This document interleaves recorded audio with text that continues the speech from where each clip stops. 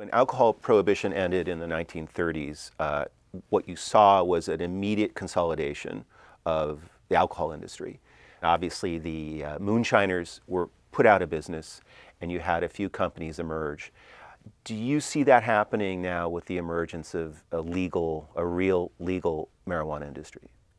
I do. I think it's going to take some time.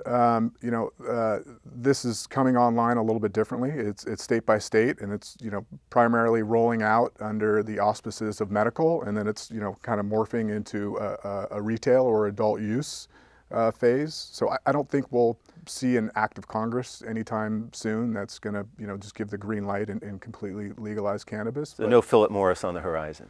No, there's a lot of talk and conjecture around Philip Morris entering the space. Myself and my partners and most people at our organization just don't believe it.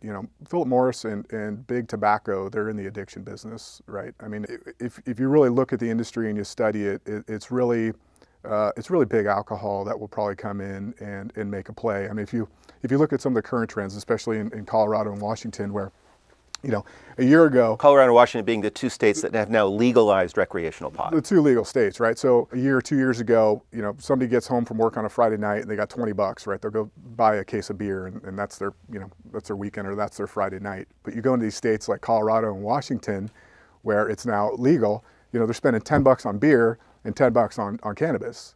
So you start thinking that through and you're realizing, wow, big alcohol is really, should start taking a look at this because it's a replacement. It's a replacement for alcohol.